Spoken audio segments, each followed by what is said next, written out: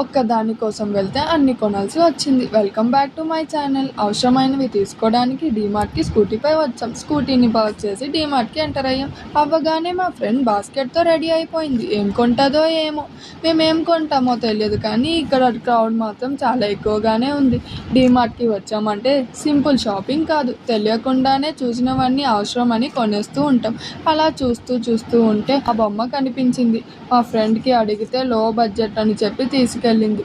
ఏం కొనొద్దు అని mini బాస్కెట్తోనే start చేస్తాం, కానీ ఆఫర్స్ చూసాక ఎంటీ ట్రాలీనే నింపేస్తాం. మన బడ్జెట్ చిన్నది, ఆలోచన పెద్దది.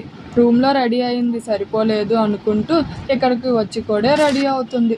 డీమార్ట్లో 1+1 ఆఫర్ పెడతారో లేదో, కానీ మనం మాత్రం 1+1 లాగా ఒక ఐటెం కోసం వచ్చి ఇంకో ఐటెం కొనుక్కొని వస్తాం. ఇంకా బిల్ చేసి పాప్కార్న్ తింటూ హాస్టల్కి రిటర్న్ అయ్యాం. Thanks for watching. Follow for more videos.